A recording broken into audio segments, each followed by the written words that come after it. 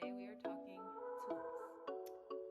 I am so adamant on using the right types of tools when you are designing because it's like a chef and their knives. They're very specific. You have to have different sizes, different types for different types of meats or whatever you need to cut or slice with, right? So what I want to start off with is my babies, fabric scissors. Okay, these are my Fiskars. This brand is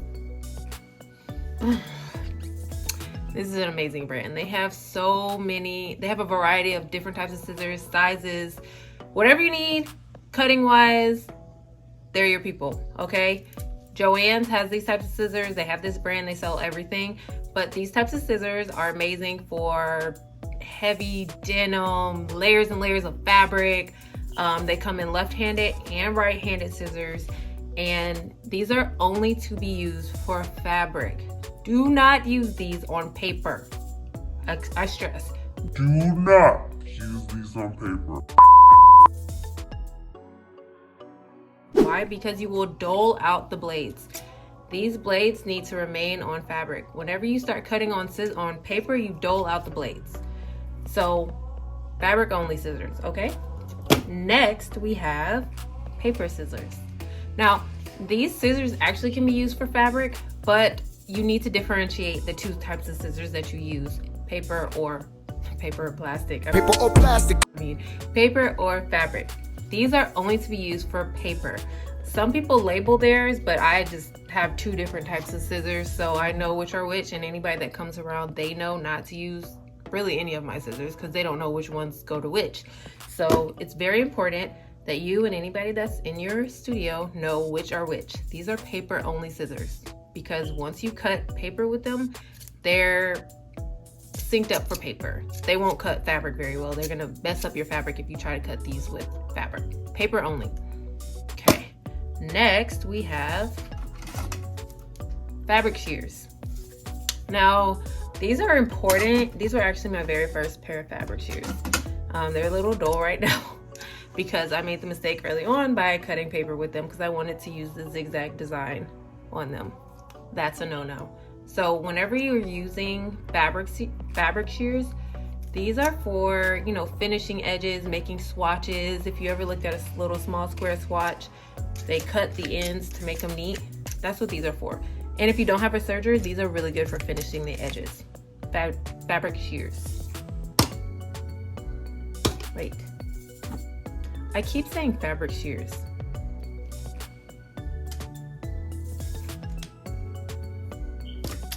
Anyways, okay. These scissors right here are my little babies.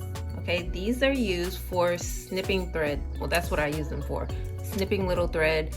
Like if you're going through your garment and you need to like trim threads, make sure nothing's hanging. These are great for that because they're not as sharp as, you know, these other scissors, but they do snip thread really easily, very well.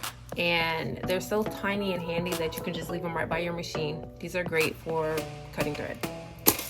Let's see. These aren't necessarily scissors. Oh, here. These were my first pair of shears. These are by Ginger, I don't know how you pronounce it, but Ginger. They are very heavy, not very heavy, but they're not. These two different ways. These are my first pair. They used to be gold, but I used them a lot. I don't use them as much anymore, but they are fabric scissors. This is what I use these for. Let's see. Okay, we have this, and this. These are rotary cutters. Now, I recommend getting different sizes. I really only got this one because of the pattern, but see, they have a little button to lock it. And these are good for getting little details of anything that you need to cut. And this is just a regular size. You definitely want to eventually replace the blades. They do have blade replacements you can buy at the store. But you want to replace the blades when this starts getting dull because it will get dull after you've used it for long periods of time. I do recommend having paper ones and fabric ones. Again, don't mix the two because you're going to dull out the blade for what you're trying to use it for. So I recommend either or, paper or, I was going to say plastic again, paper or fabric.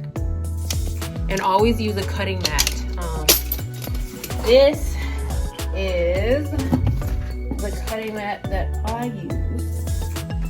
I actually have one on this table here, but this is a portable cutting mat that I have that I use to cut with those on. Okay, and then next we have these. These are for grommets, right? You put the little grommet here. If you know how to use grommet, you know what I'm talking about. So you put them in here and you squeeze it together, the fabric in the middle, and it already puts it on there for you. Now they do have bigger ones, so if you have more heavy duty ones, I think they call it, it's not a rabbit, but anyways, they have more heavy duty ones for bigger grommets, but this is just for the smaller ones. So this is very handy whenever you need to put a grommet in.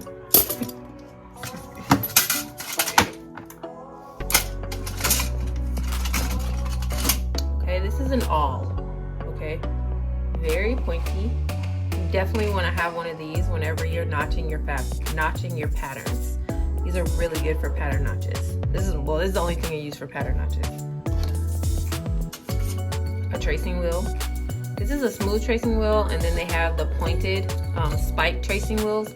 I prefer to have all three just in case, because the spike tracing wheel doesn't always work as well for certain fabrics because it's so spiky. And then they have, hold on, this one, see how it has little ridges on it, and then this one's a smooth one. These are also pattern making tools as well. I'll get into more pattern making tools in the next part, but for now I'm just doing like the essential things you need right now. Pattern notcher and a hole punch. These are two different ones. This is for patterns or notching your fabric, and this is for paper patterns. Well, that's what I use it for, paper patterns. Just a smaller ruler, like it's good for hems. Like if you need to mark it, you can slide it here back and forth. Let's see. And this is a point turner, so if you need to push out like if you have like a corner and you need to poke it out, that's what this is for. So it's not too sharp, so it doesn't poke through the fabric. And this is kind of what I hold all of my scissors in for now.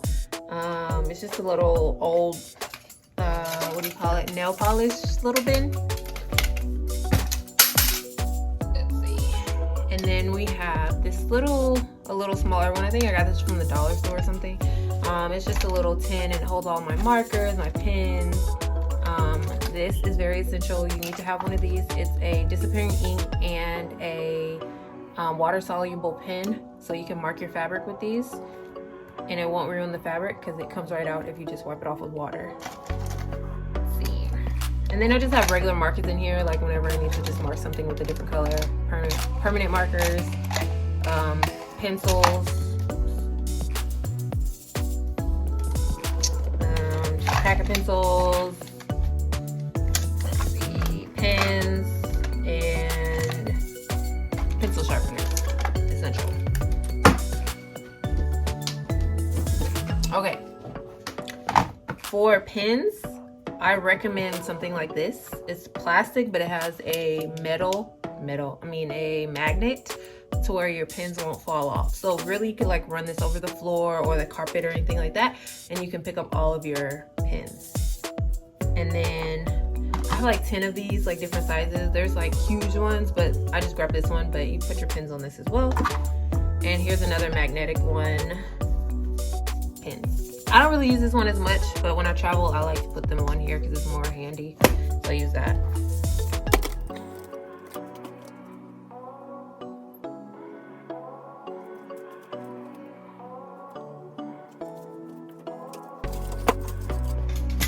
Okay, so this I like to call my little ruler bouquet.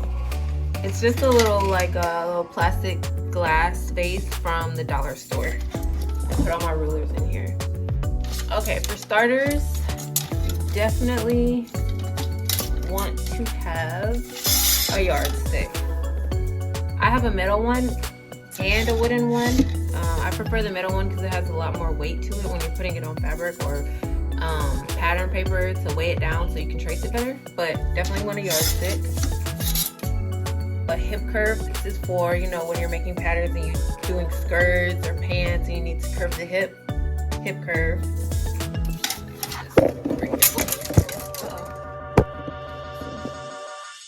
Okay. And then an L square. This is like, I literally use this all the time. It's a perfect square. It's great for measurements. It has all your measurements, front and back, inches, centimeters. Definitely want an L square.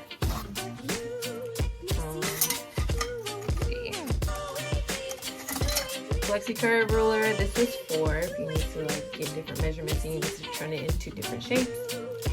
Flexi curve. 2-inch ruler. This, if you don't have any other ruler, you need to have this one. Like, this is just an essential ruler. It's just 2 inches wide, but it goes all the way down. It's 12 inches. Wait, is it 12 inches? 17 inches, 17 inches. Anyways, this is the best ruler. One of the best rulers, anyways. You have to have one of these.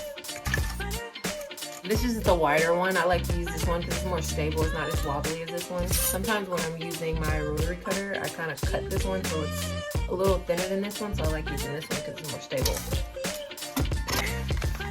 You can really use any kind of paper, but I tend to get this roll from Hobby Lobby.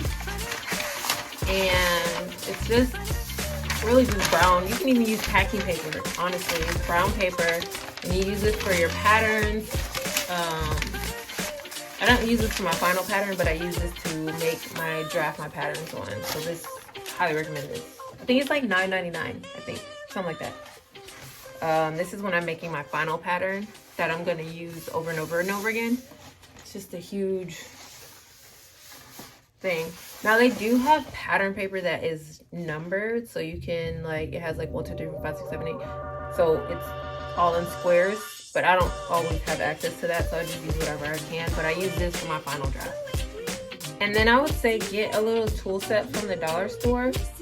This is just for regular machine maintenance, like if you need to take it off or anything like that. This stuff is A1. I mean, it's like $1, or you can go to your sewing store or JoAnns or something.